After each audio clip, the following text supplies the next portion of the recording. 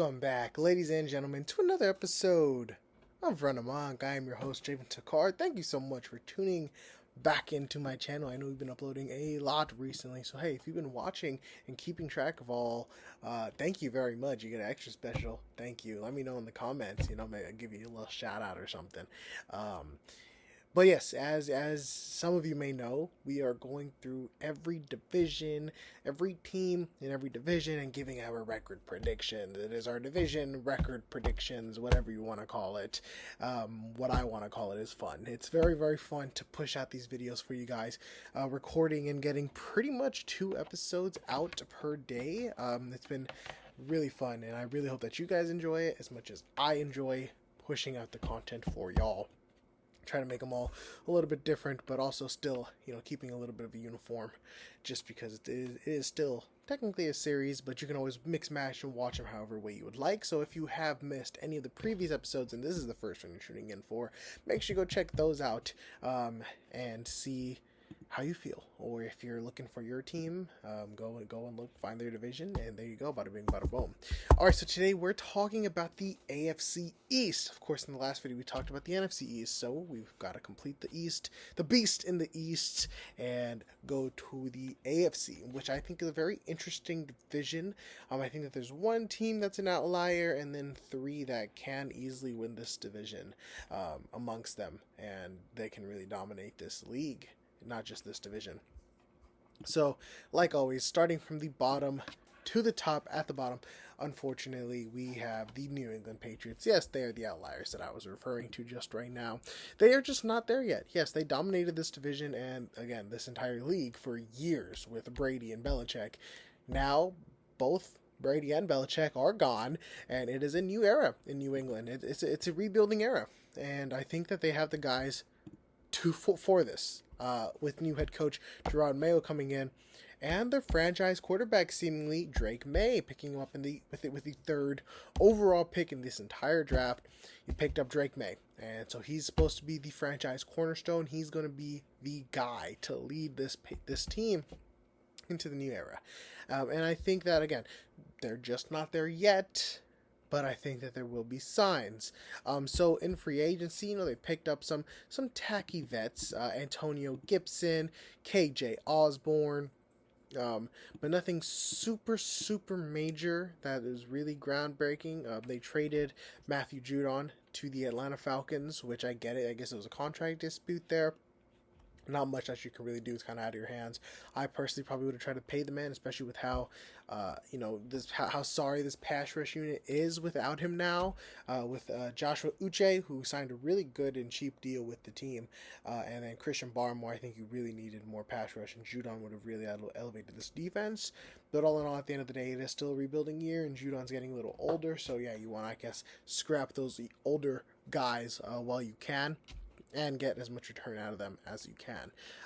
Their skill positions who are going to be helping Drake May out on the offensive side of the ball.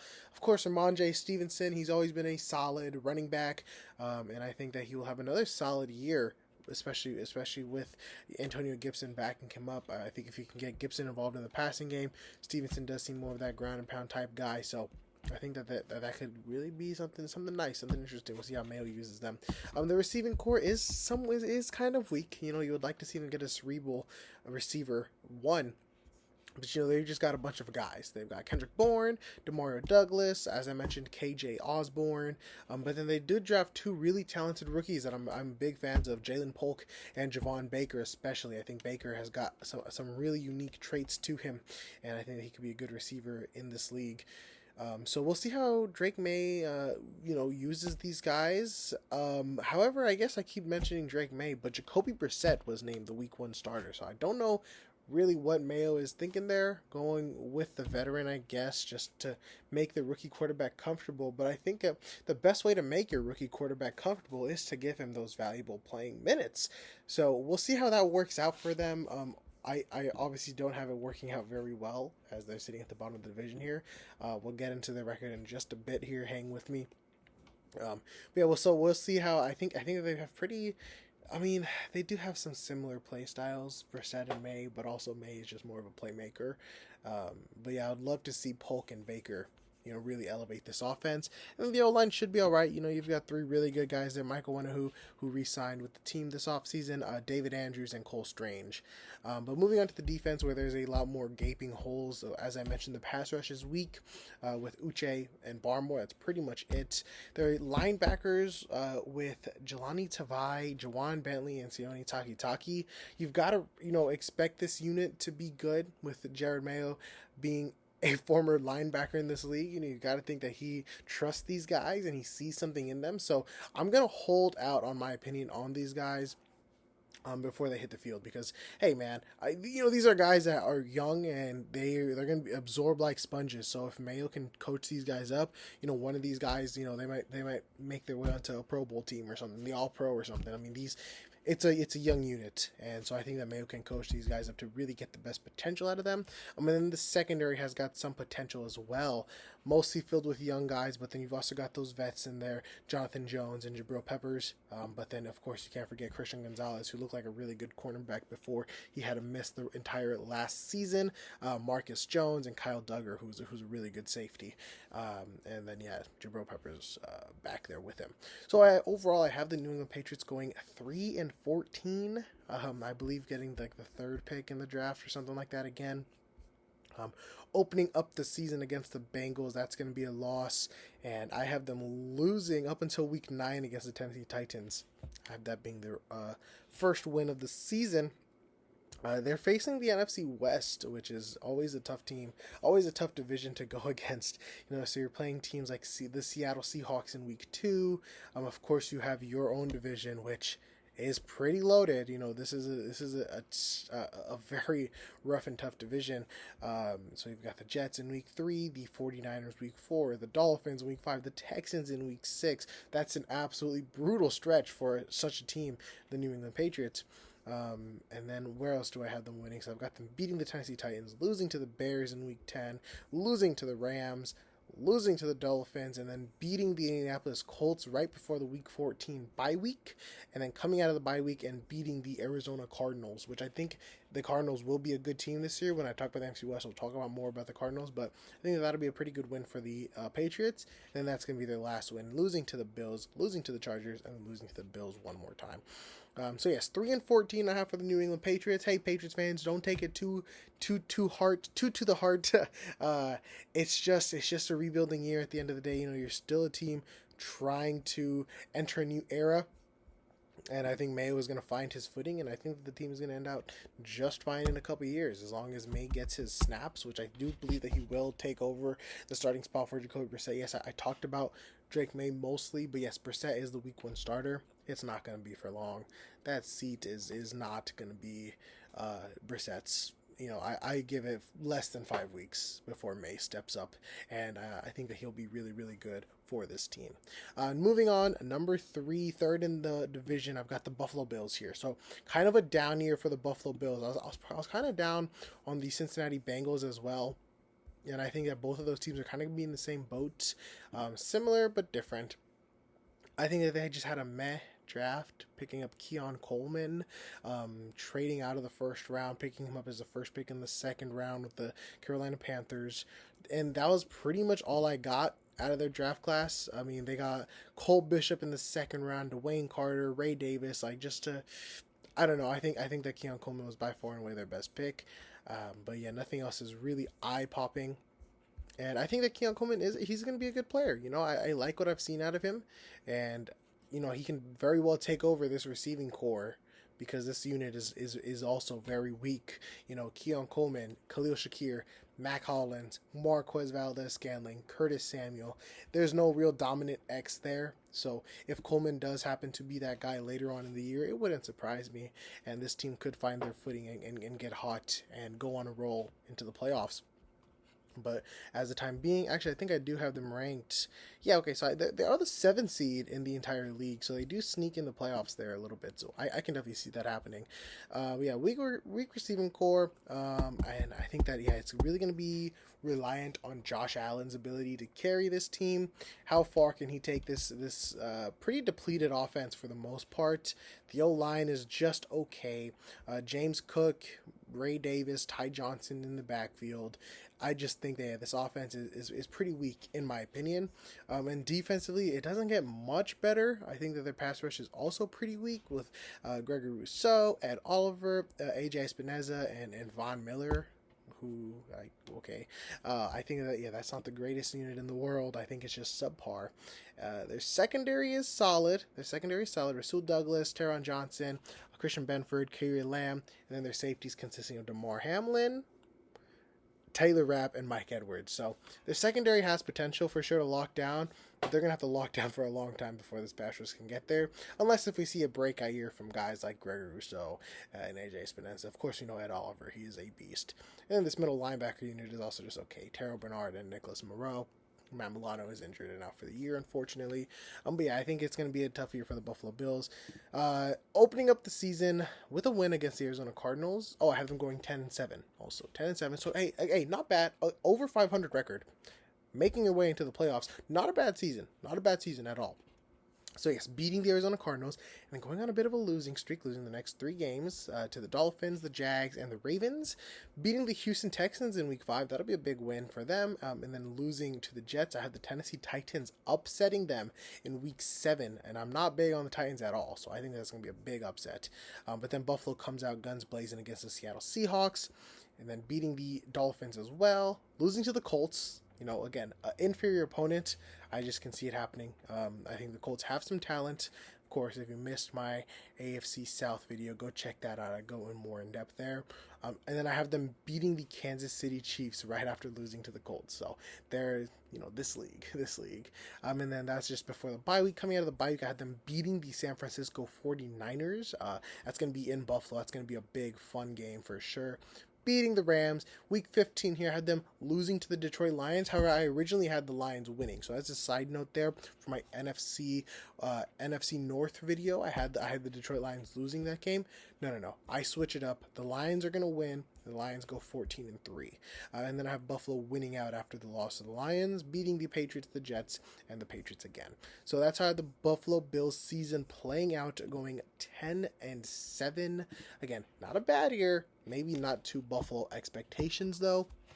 But I just think that the roster's pretty depleted. You had to deal with the Stephon Diggs saga. You're dealing with some injuries. Of course, Matt Milano, Von Miller, he's an older guy coming off of a torn Achilles. So that's always going to be scary to see how that goes out. And so I think it's going to be a tough year for the Buffalo Bills. But they will be in the playoffs, and I wouldn't be surprised to see that Josh Allen experience come out in the playoffs, and they win a game or 2 and make their way to the AFC Championship game again. All right, moving on. Number 2 in the division here. I do have the New York Jets. The New York Jets now, this is a team that's, it's the biggest talking point maybe in the entire league. Maybe not now, but definitely last season they were. They had a good, not only do they have, of course, the man Aaron Rodgers coming back after his torn Achilles, who, yes, we just mentioned Von Miller is a torn Achilles, very different positions. Aaron Rodgers doesn't need to use his Achilles as much as Von Miller is going to have to be exploding off that line. They had a good draft class. So not only do they have that older talent with Rodgers and, CJ Mosley and all these guys, but they've got a good group of young guys coming in. Olu Fashanu in the first round, beefing up that O-line. I love it. I love it so much. Malachi Corley. This is Robert Saleh. He's a 49ers head coach. He's a Shanahan guy. He got his own Deebo Samuel, and I think that we're going to see a lot of similarities with him. I think he's going to be a guy that's going to be able to take end arounds and fight and break through tackles. Braylon Allen, who I think is a really good running back that they were able to get to back up for Breece Hall. And then even Jordan Travis, the FSU quarterback. Hey, you never know what happens with Aaron Rodgers. Jordan Travis might just be the franchise quarterback after Rodgers is done. This season is really a Super Bowl push or bust for the New York Jets. If the Jets don't at least get to the AFC Championship game, it's going to be bad. I know I said Super Bowl or bust. I guess championship game or bust. I think, if you don't make it to the AFC Championship game, this is a waste of a season. And this whole Aaron Rodgers saga was just all for nothing. I think you especially need a Super Bowl, though, to feel successful in it.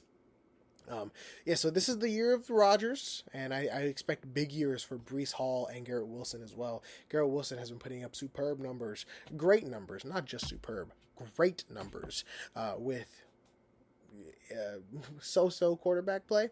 So I definitely expect with Aaron Rodgers Garrett Wilson to really pop off and find his footing in the league, being a top 10 receiver. And then along with Garrett Wilson, of course, this team picked up Mike Williams, who's coming off of a torn ACL. It's going to be interesting to see how that affects his play, being like, this go route jump ball receiver.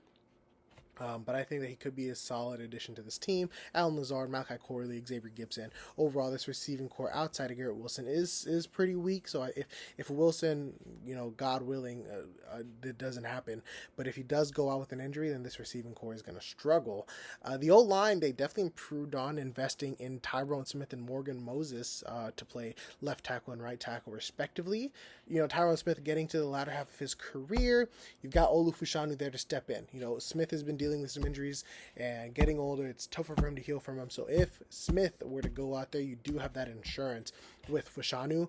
So that's not too upsetting. And then the interior line is just kind of okay. Joe Tipman, John Simpson, and then Elijah Vertucker, who's a really good right guard in the league. I guess he can also play left guard too. You can kind of swing him either side. And then not only just this offense, but this is maybe the best defense in the entire league. Not only is this a talented bunch, but Robert Saleh is a defensive-minded head coach. So he's really going to focus a lot on this defense here. They went out and they traded for Hassan Reddick, who hasn't signed with the team. You traded for a guy who wanted a new contract without agreeing on a new contract. I don't know what the deal was there. But yeah, so Reddick we don't know what's going to happen. He demanded a trade. The Jets said, we're not going to trade you. I don't know who you think you are. So this is presuming that he does play. This is a really good unit. If he doesn't play, then if he does play, it's the best in the league. If he doesn't play, it's a top 5 unit in the league. Let's put it at that. Outside of Hassan Reddick, though, they've got the youngster Jermaine Johnson, who I was a big fan of, and he's really kind of been able to play to his potential, I think, and I think that he's still reaching there as well. So Johnson is a guy that I'm really watching out for. Will McDonald, who hasn't really got enough opportunities, I think, to really see what he's got. Again, if Reddick doesn't play, those opportunities are going to be there for Will McDonald. I know he was a very questionable draft pick, 2 years ago or so. And then interiorly, they picked up Javon Kinlaw from the 49ers. I think Salah's got some similarities with him. He had some of his best years when Salah was the defensive coordinator for the Niners. So I think that'll end up being a nice pickup. And of course, Quinnen Williams, who's one of the best defensive tackles in the entire league. And then you've got some really good playmaking, great tackling linebackers with Quincy Williams, brother of Quinnen, and CJ Mosley, like I mentioned, the veterans. And then the secondary is also nothing to sleep on. Sauce Gardner, TJ Reed, Michael Carter. But their safeties, I think you could sleep on a little bit. Chuck Clark and Tony Adams. I would have liked to see them go and pick another safety up. But yeah, overall, this team is just loaded head to toe. But it's only going to be loaded for like this year, maybe next year. So you've really got to get it together and hope for no freakish accidents like what happened last year. I have them sitting here currently at 12-5, but really the sky's the limit with this team. They could go 13-4. They could they can even go 14-3. Like, this is a really talented roster. And but I've got them losing week 1 to the San Francisco 49ers. Again, just because this is a team that needs to still find their culture, find out who they are, and what they're fighting for. So I think it'll take some time for them to get that, but they'll get that after beating up on the Tennessee Titans and the New England Patriots and the Denver Broncos and the Minnesota Vikings, beating all 4 of those teams, and then also beating the Buffalo Bills, beating the Pittsburgh Steelers, beating the New England Patriots, beating the Houston Texans. But then I've got them losing week 10 to the Arizona Cardinals. I think the Cardinals are going to be a sneaky team. Again, I'll get to them in the next episode of the NFC South, spoiler alert. And then coming off of that loss with a win against the Colts, heading into the Week 12 bye week, coming out of the bye week, beating the Seattle Seahawks, and then losing to the Miami Dolphins, beating the Jacksonville Jaguars, losing to the Los Angeles Rams, and to the Buffalo Bills in back-to-back weeks, but then finishing off the season with a dub against the Miami Dolphins. So all in all, losing to some inferior opponents, but some opponents that are just going to be a little bit more scrappy, that, some plays might just go their way a little bit. But overall, it's going to be a good season for the New York Jets. So yes, I have them sitting in second place in the AFC East, and that means at the top, the beast of the AFC East is the Miami Dolphins, which they have the same record. Spoiler alert, with the New York Jets, I have them at 12-5. Also, same division records. I think that it would rank them versus their winning records. I don't know exactly how this is ranking them, but so be it. Miami Dolphins are number one. I guess it could also be the Jets because they have the same division record. But the Dolphins, they go on a bit more of a win streak in the beginning half. But what am I doing? I'm going out of order here. I have to talk about the roster first. I think that they had a really awesome draft, man. Picking up Chop Robinson in the first round, and he looked really good in preseason. He looked really dominant. It looked like everything that this team was hoping for. Patrick Paul, offensive tackle in the second round. I was kind of iffy on him, but I think that overall he's going to be a good pickup. Jalen Wright, running back, who I think will find a role in this offense, especially with how run heavy it is. I definitely think that Wright will get some meaningful carries. And then another really underrated pickup, Muhammad Kamara, in the fifth round. I think he's a solid edge rusher. I know some people have their downsides on him. I was a fan of Kamara, and I don't know how much time he'll get, but I hope he makes the most out of his opportunities, no doubt about it. Obviously, this offense is going to be top tier with Coach McDaniel. Tua, Tyreek, Waddle. They picked up Odell in free agency. And then, of course, that backfield of Raheem Mostert, Devon A-Chain, as I mentioned, Jalen Wright, and Jeff Wilson. They also picked up Jonnu Smith in free agency. So this offense is going to be fireworks. It's going to be lights out. It's going to be so fun. It's going to be everything that we expected. I think they're going to be a similar team to last year, frankly. Odell, I know, is a little banged up. He's going to miss some games. He might miss the entire season, actually. I forget exactly what it was. I think the O-line, it could improve, but it's not bad. They have like this whole thing about their interior line. They just don't care about it at all. They've got, the old veteran Teron Armstead, who's struggled to stay on the field, Aaron Brewer at left guard, Liam Eichenberg, and Austin Jackson. So overall, it's a solid. Robert Jones is their right guard, and Brewer is their center. Liam Eichenberg is their right guard, and Austin Jackson at their right tackle. So overall, not the greatest unit in the world, but I think that it won't be bad. Austin Jackson being Tua's blindside protectors is a little scary for sure, but it is what it is. It is what it is. Overall, with how great McDaniel draws up his plays, I don't think the O-line is going to matter too much. I think that he's going to be able to build this offense around Tyreek and getting the ball out quick and getting the ball out to the speedster so they can just take off and outrun everybody. Let's moving on to this defense, though. I think it's okay. They've got Jalen Phillips. He'll be back, and I'm excited to see the young guy in action. He was looking really good last season. Of course, unfortunately, he went towards his Achilles, I want to say. It might have been his ACL. Emmanuel Ogbah, Chop Robinson, Muhammad Kamara, Zach Seiler, and Calais Campbell, who, I don't know. I didn't know. I wasn't aware. I didn't know he was still in the league. Calais Campbell on the Miami Dolphins, though, so there's that. They picked up Jordan Brooks in free agency and David Long as middle linebackers, so I think that the edge rushing group is okay. Again, I think they'll get some sacks, but overall nothing super special. Yes, they've got a lot of depth though there, so you've got that going for you. I think the linebacking core, I like Jordan Brooks. I think he'll be solid.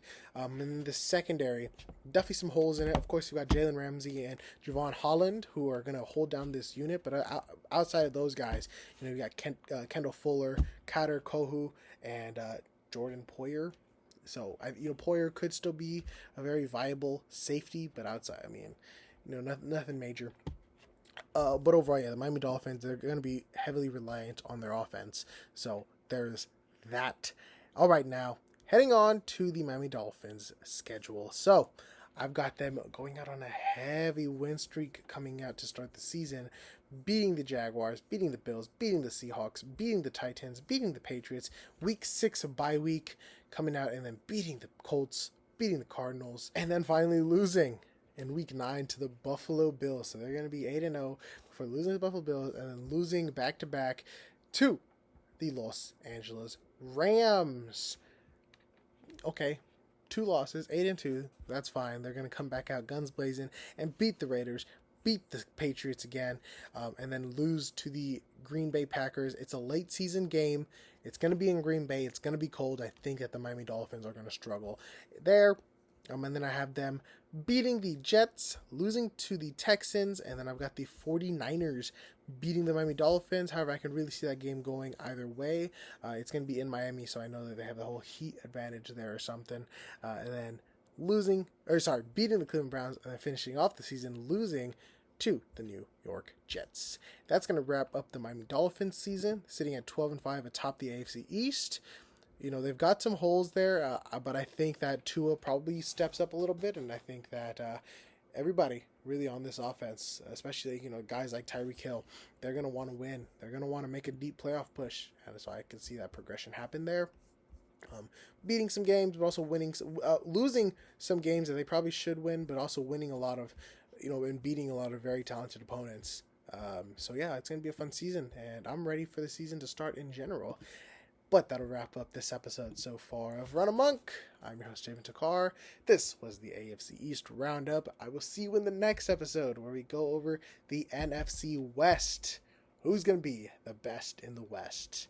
Make sure you leave a comment. Let me know what you agree with. Let me know what you disagree with, what you like, what you don't like. While you're down there, leave a like, subscribe, so you don't miss out on my next episodes. And check out the description below, where I'll have all my other links to my other social media if you'd like to check me out everywhere else. All right. Thank you so much. I will see you in the next one, y'all. Peace out.